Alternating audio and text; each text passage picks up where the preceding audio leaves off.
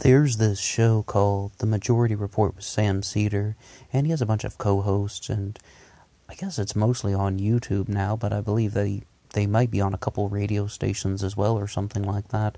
And they used to frequently have libertarians come on the show and debate, but I noticed that that doesn't seem to happen too much anymore. I'm currently just no longer watching the show. I couldn't really deal with all of the attitude issues, like expressed by Sam Seder and some of the other people on his, sidekick board. It just, it kind of wears away at you at a while. That just, it comes across as a little bit pretentious or something like that. But let's discuss a little bit about the things that are going on with libertarianism. First of all, a lot of the things that Sam Seder really tries to do is, first, he would always ask people, what is your definition of libertarianism?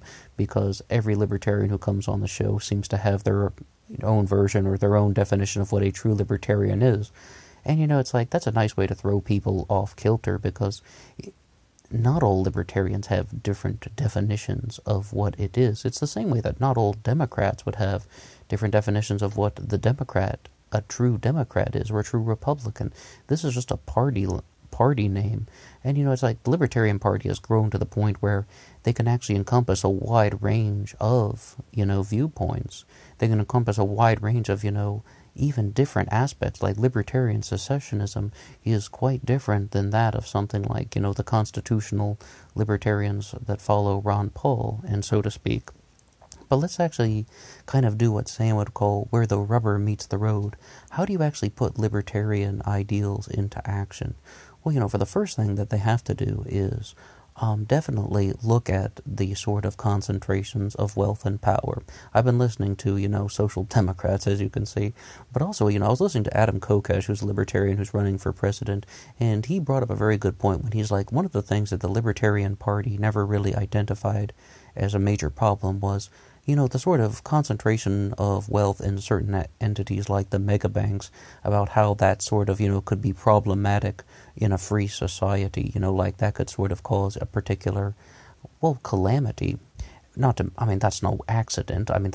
That's no accident. There was an influence from the Koch brothers. The Charles Koch Foundation went on to become the Cato Institute, David Koch running as the vice presidential candidate in 1980. But the first thing you would have to do is, first you would have to reinstate Glass-Steagall, and then the second thing you'd have to do is take control of the Federal Reserve.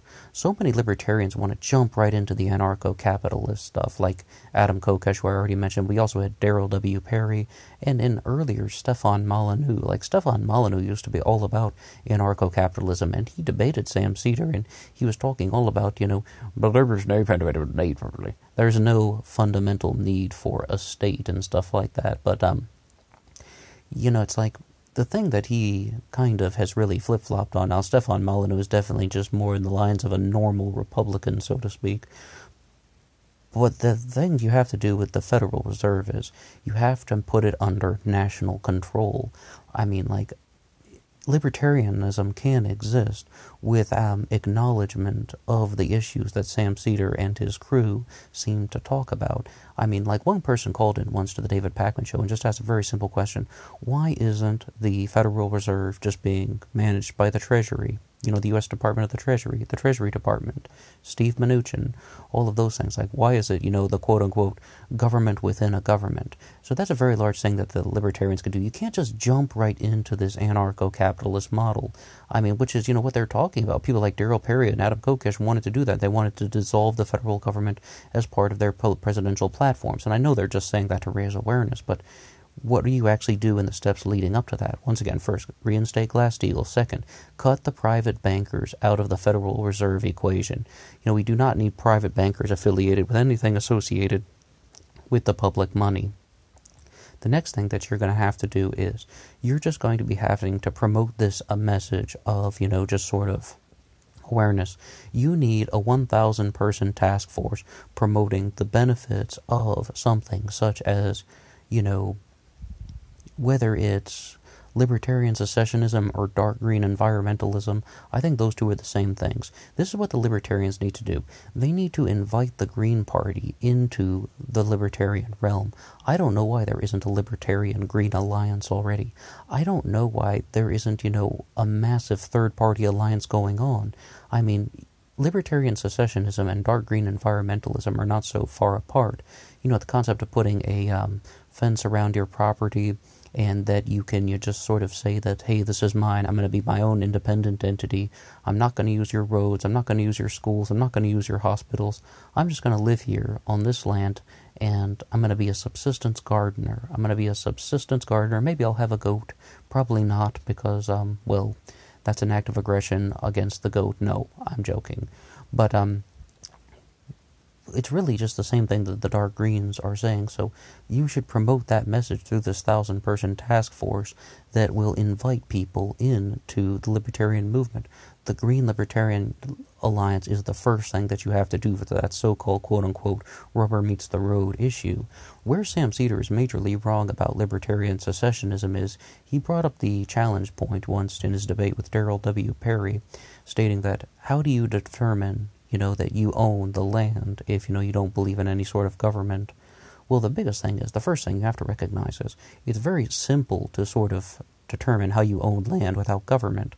The nation of Niger did this for 31 years, where it's just like, he who tills the soil is the owner of the land. Okay, boom, there you go. I mean, that's just it. That is actually how an actual existing nation had their policy on property rights. And you might be wondering, maybe, I cited some, third world nation in Africa, but the point is, it's possible. Why not take something and build upon it and learn from it? And it's very simple, it could actually be done. Furthermore, the only reason why Niger instituted property rights in 1991 was because they wanted the government to do what? What do you think I'm going to say? Taxation.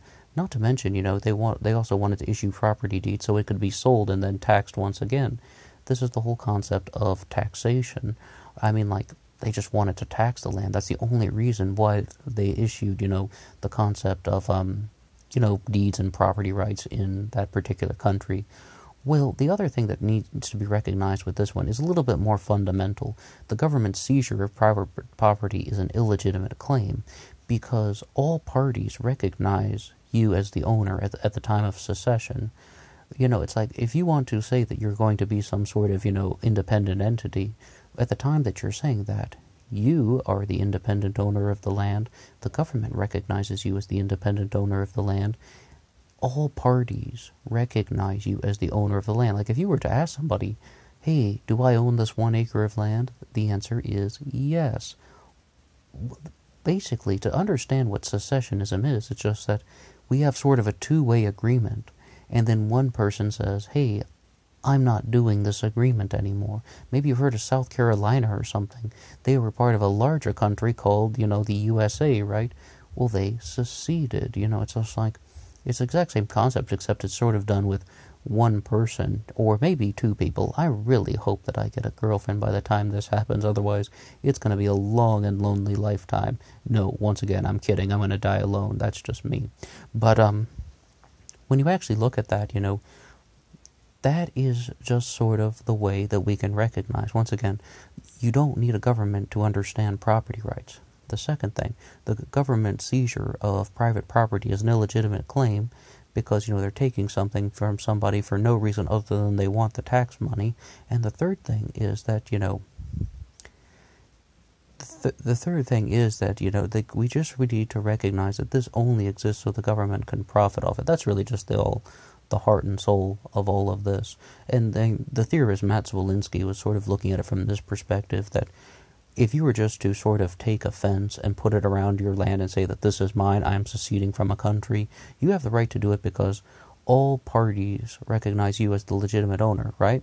And also, there's enough land to go around. You're not depriving anybody of anything. You're not committing an act of aggression against anyone. The whole point is that you can't commit an act of aggression against a government because governments are not people. Corporations aren't people either, and I know people like Andrew Napolitano are all about that, but I really like to think more on the scaling back down from the federal level down to the local level, as opposed from federal to corporate.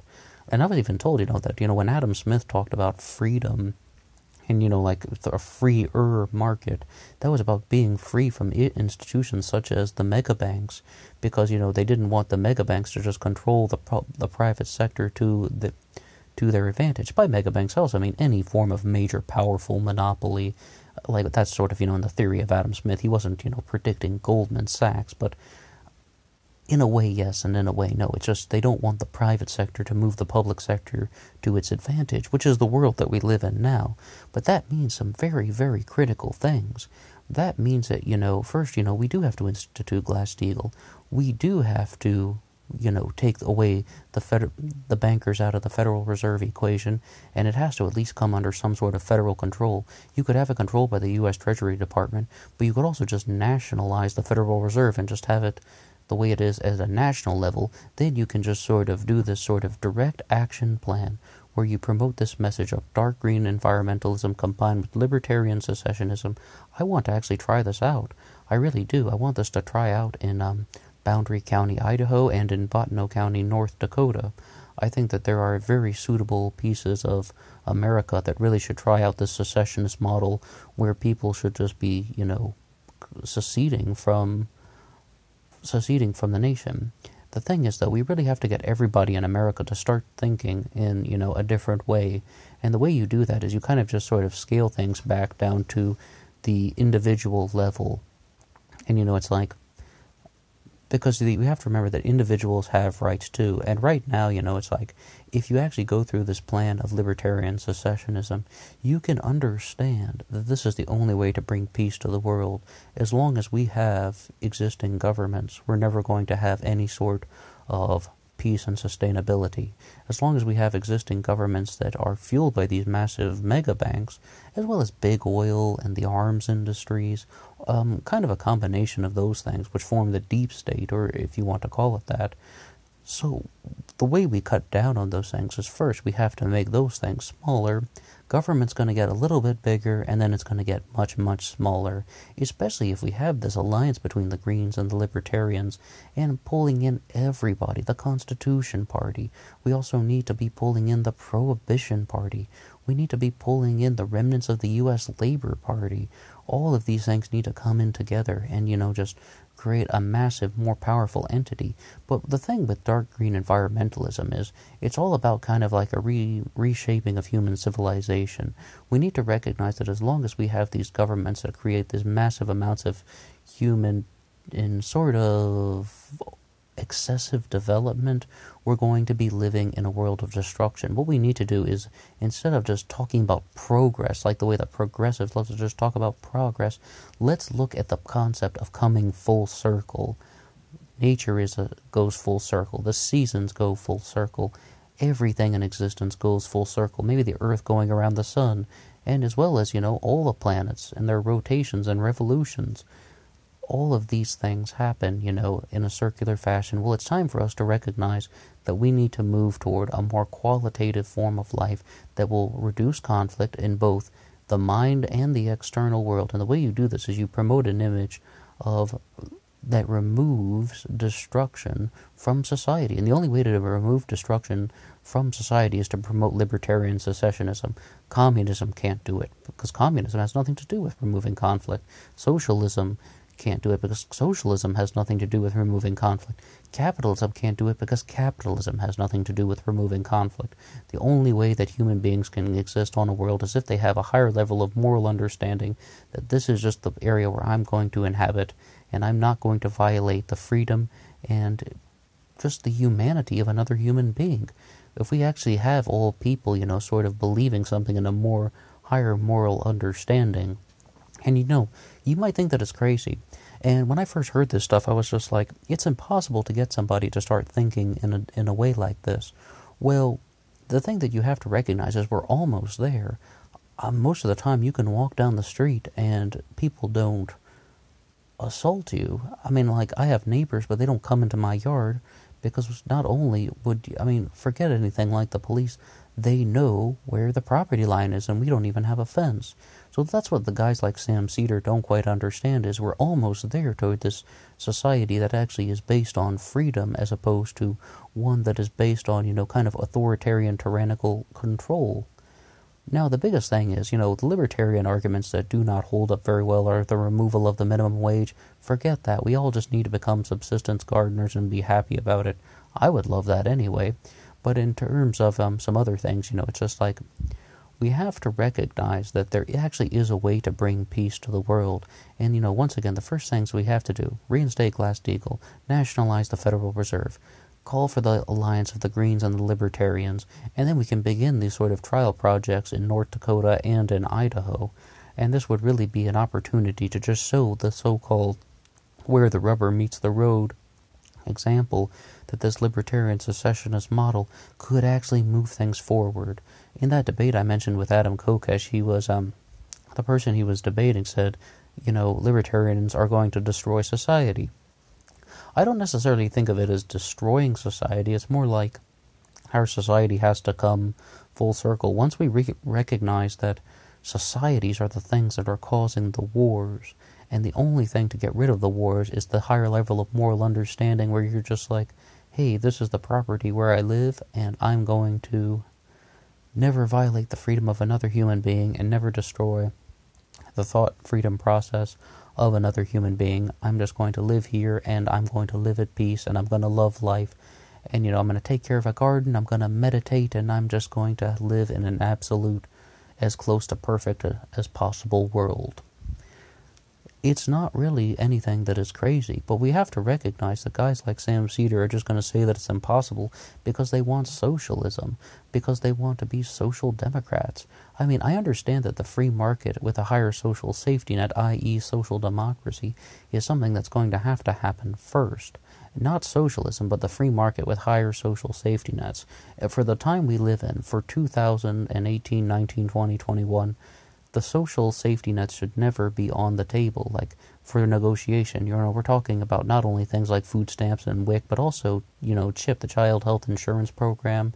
You can't cut those because people depend on those to live, and we can't destroy human life. So the talk of dissolving the federal government immediately is absolutely ridiculous. It's absolutely bonkers. I mean, it has to be a very gradual process based on some of the measures that we've put out and that we've put in place. Moreover, I mean, we really should sort of just recognize that this has to continue into a global phenomenon. This has to continue into sort of a more global context. Otherwise, say, for example, what if we actually did get America to give up the government the way Adam Kokesh wants? Well, then there are nations, like maybe China or Russia or something, but like, hey, the Americans have no military anymore. Let's enslave them, and no one can do anything about it. So this really has to spread on a global context to the point where we can recognize that the removal of destruction is only possible once humanity really recognizes this higher level of moral understanding. The other big points, though, is that that Sam Seder could never get about libertarianism is like, what do you do about healthcare? Well, in this libertarian secessionist model, you accept 100% responsibility for your health care. I mean, if you're going to be living on your land by yourself, you accept whatever challenge comes to you. Furthermore, there are going to be so many fewer accidents if you're just like, if we're living this way, no roads, people will not drive, all of those things. You don't even have to pay the roads. How do you deal with this? Who's going to pay for the roads thing? This is not a small government mentality. This is a zero government mentality. And with that, the big thing we also have to recognize is this also completely destroys the concepts of things like, material wealth. I mean, like the concepts of things such as megabanks would be purely obsolete. Big oil would be purely obsolete. The arms industry would be purely obsolete if we have everybody understanding the non-aggression principle. And you might be wondering, how do you get everybody to think in the same way at the same time?